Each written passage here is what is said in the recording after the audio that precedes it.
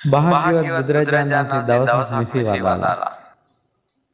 පින්වත් මහණෙනි, සසරේ ගවයන් වෙලා ඉපදිලා ඉද්දී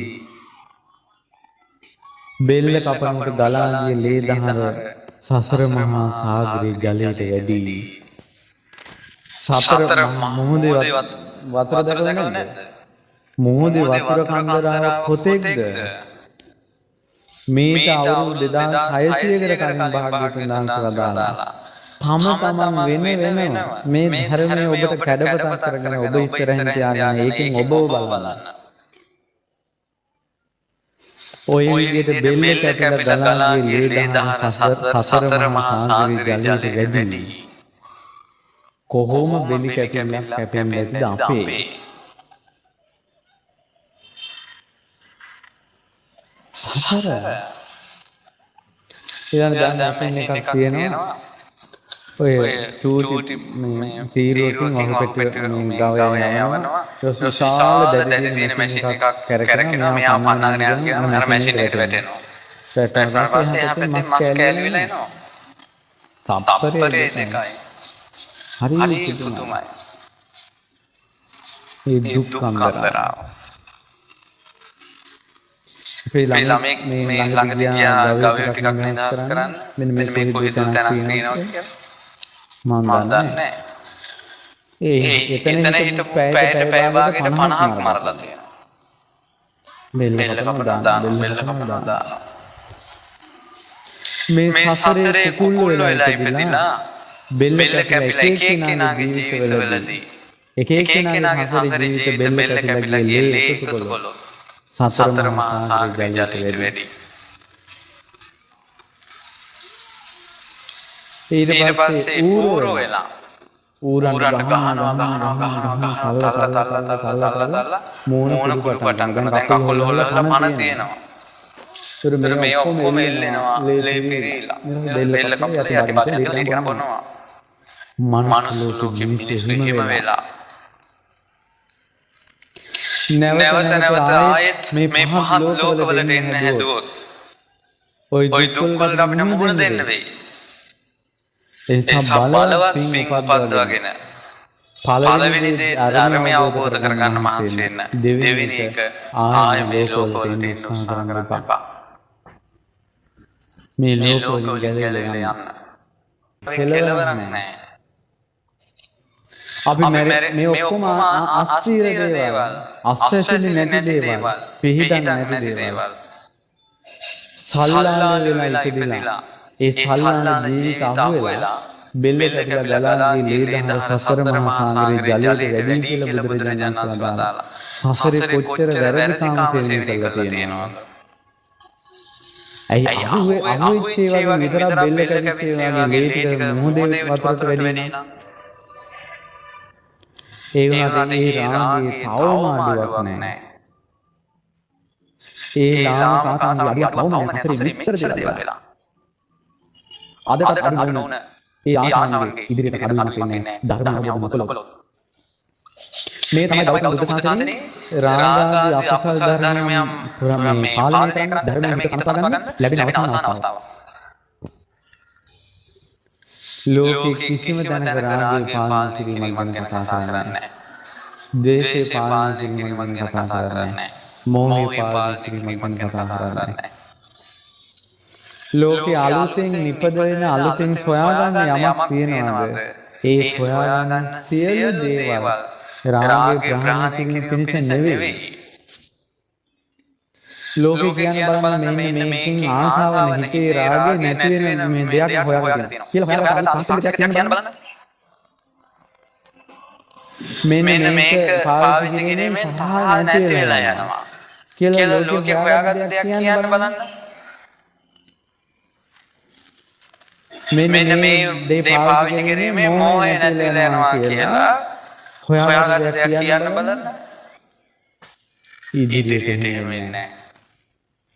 මේවා තෘප්තිමත් වෙන්නේ නැහැ කවදාවත්. අස්සසිල්ලක් නැහැ.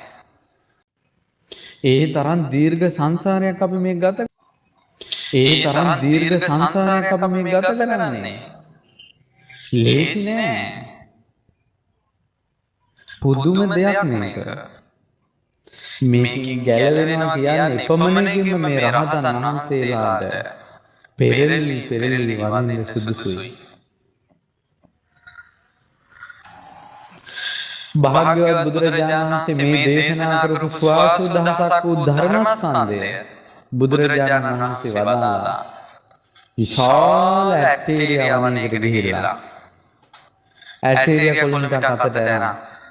පින්වත් මහණෙනි මම දේශනා කරපු ධර්මයේ මෙන්න මෙච්චරයි.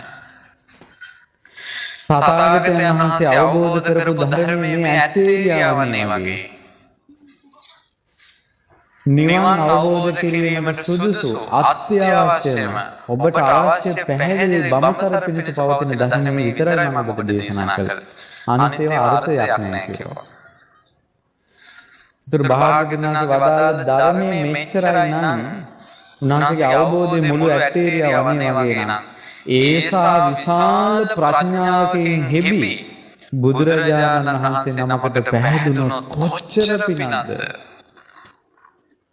බුදුවරුන්ට පෙරලි වන්දනා කළ යුතුයි. බුදුවරුන්ගේ ගුණ මේ කට නොසෑහෙන විදිහට ගුණ කිය යුතුයි. කොහොම අවබෝධයක්ද? අපි මේ කවදාවත් අහලා නැති සිතලා නැති ධර්මයක් අපට ඇහෙනකොට බුදුරජාණන් වහන්සේ පුදුම කෙනෙක් කියලා දෙනවා. එහෙව් දේශනා කරපු ධර්මයේ මේ ශ්‍රී හස්තයට ගත්ත කොළ පිටක් වගේ නම් මහා වනයේක වගේ ධර්මයක් භාග්‍යවතුන් වහන්සේ අවබෝධ කළා නම් බුදු කෙනෙක්ගේ ධර්ම අවබෝධය කොහොම එකක්ද? පැහැදිලිද? රහතන් වහන්සේලා ජීවිතය ගැන දේශනා කරන ධර්මයේ හරි පුදුමයි. රහතන් වහන්සේලාගේ ඥානය හරි අසීමිතයි. එහෙව් රහතන් වහන්සේලා දේශනා කරනවා. ගම මැද වී ගොඩක් තියෙනවා.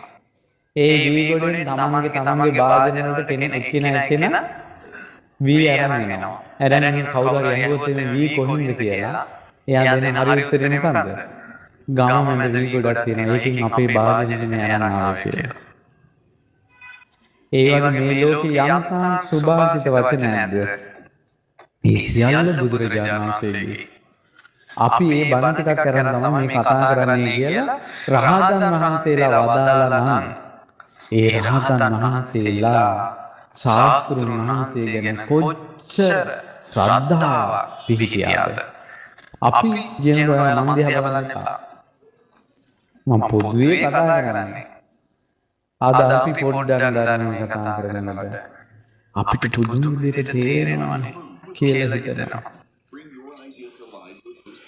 අපි පොඩ්ඩක් බණ ටිකක් කියලා කියනකොට කවුරු අහගෙන ඉන්නවද? අම්මේ අපි බණ කියන මිනිස්සු අහගෙන ඉන්නවනේ කියලා හිතෙනවා. බුදුරජාණන් වහන්සේ දහම් දේශනාවට ලක්ෂ ගණන් කාන් යොමු කරගෙන අහගෙන ඉන්නවා.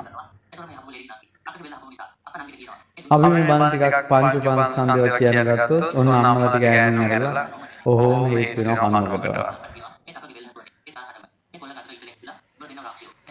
බුදුරජාණන් වහන්සේ ගැන ශ්‍රද්ධාව පිටවා ගන්නවා.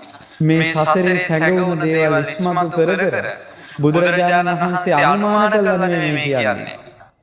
පින්වත් මහණෙනි එළියෝ වෙලා ඉපදිලා ඉඳලා බෙල්ල කැපිලා ගණන්ගේ ලේ දහර සතර මහා සාගරයේ ජලයට වැඩි කියලා අනුමාන කරලා නෙමෙයි දරුවනේ කියන්නේ. එක එක්කෙනාගේ ජීවිත ආපස්සට බලලා බුදුරජාණන් වහන්සේ සෙනෙන් සසර බලන්න පුළුවන්. එදෙන හැම කෙනාගේම ජීවිත බලලා කියන්නේ පින්වත් මහණෙනි තනිතනින් හිතන්න කියලා. එහෙනම් බුදුරජාණන් වහන්සේගේ අපේ ජීවිතේ බැලුවේ නේද ආපස්සට? හැම කෙනාගේම ජීවිතේ බලලා තියෙනවා. ඒසා විශාල හැකියාවක් තිබෙන බුදුරජාණන් වහන්සේ ශාබ්දක එකතු කළ වැන්දන් මැදද?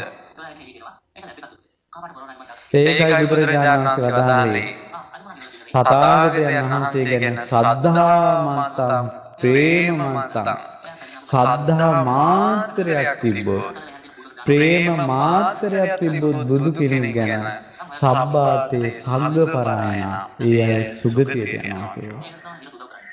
ඇත්තටම නොයයිද?